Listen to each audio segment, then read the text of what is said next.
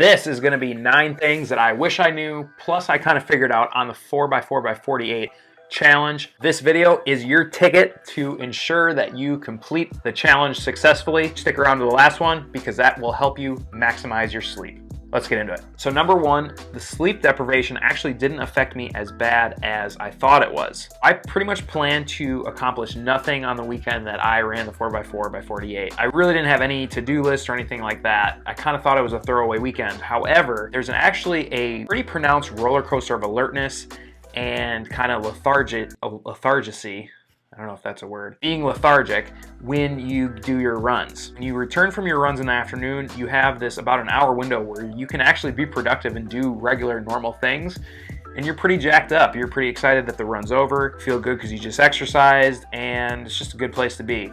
After that first hour though, your energy levels kind of start to dip and it kind of starts to take a nosedive. Sometimes that's when I would implement a little bit of caffeine or some other kind of treat. Number 2, speaking of caffeine, I used music and caffeine as a treat. So I did not start off running with music and I did not start off running with caffeine. Reason being is because I wanted to make sure I had my music in at the halfway point because I knew I was gonna be dragging ass at that point and I wanted to have something to look forward to. I got done with my halfway run. I was actually really looking forward to my next run because I knew that I could actually throw in some headphones and jam out to some music. So it was a huge treat. If you start off with it, you really don't give yourself anything to look forward to, and every run is pretty much gonna be a slog. I did the same thing with caffeine. I really only used that when I really needed it. Obviously, I started at 8 p.m., so I did not have any from 8 p.m. really until after my 8 a.m. run the next day. I knew that once I started exercising, I would get that lift of alertness.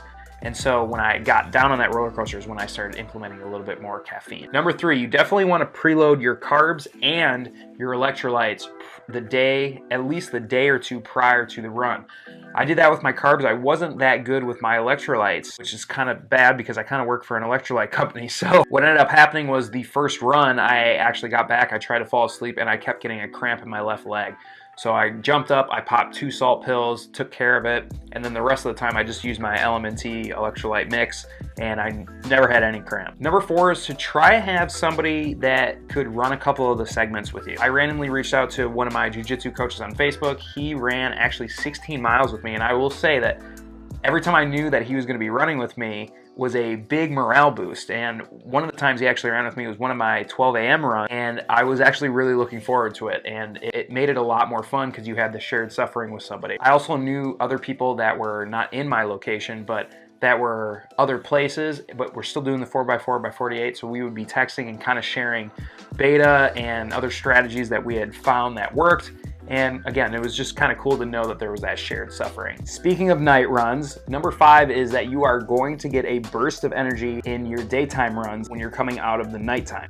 Yo, this is so much better than running at night. Oh my gosh. I feel way better. Oh, I feel great.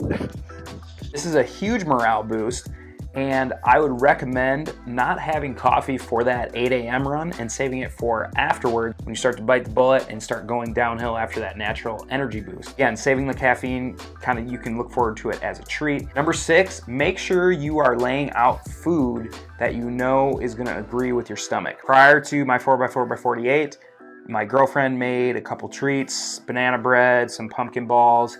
I laid out a bunch of bananas. I actually got a large pizza from Papa Murphy's, made it all up and threw it in the fridge, and had a couple other things. And it was great because you can be really efficient with your time. I was waking up at 11:53 for a 12 a.m. run. I would just run out, grab a little banana bread, throw it in my mouth, and then I would go. Efficiency is the name of the game in this challenge. Because there's a lot of uncontrollables, this is something that's super easy to control and will give you a lot of extra time rather than trying to make food, figuring out what you want, etc., etc. Number 7, night runs are the worst. But you know what's worse than night runs?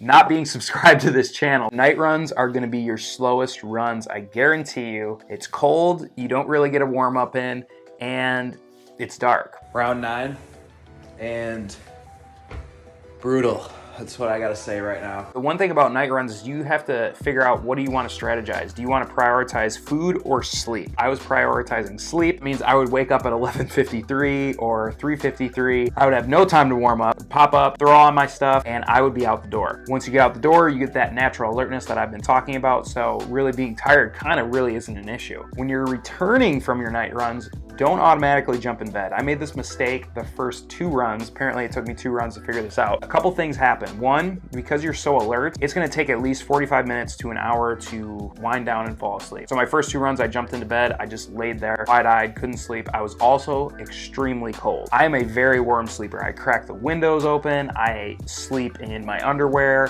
I barely have any covers on me. I was in all 3 covers, plus an extra cover, plus a sweatshirt, plus sweatpants. So basically my strategy evolved into stripping all my clothes when I got back and trying to be efficient of that time, being aware that I know I'm gonna be alert, so I'm gonna have this 45 minutes to an hour of just laying in bed, so maybe I should use this time wisely. When I was first running, I wanted to really maximize my sleep and I wanted to just be in bed, but it just really doesn't work that way because of how alert you are. So what my strategy ended up being was I would get in for my runs, I would take off all of my clothes, I would put them in front of a fan to dry the sweat out, I would turn on my headlamp and I would just put it to the red light, and I would turn all the lights off around me so my eyes weren't getting hit with the light and the melatonin would be naturally producing in my brain again. Because if you have too many of the lights on, your brain's just really not going to produce melatonin. It's going to be much more difficult to try and get to sleep. The other thing is to have hot soup. And so you could definitely have this, especially once you get in from your night runs, warm it up. It warms the body, it warms the innards really, really quickly. And I told him, I was like, dang, if I was doing the challenge again, that would be something that I would definitely do. Obviously, you could take a warm shower too. I was not about to waste my time taking a shower every time that I got back home. This is a podcast that I did with Bailey about the 4x4x48. A lot more information here in the longer form content. Go out and crush the challenge. Hope this helps. Let me know how it goes below. Please tell me this is on.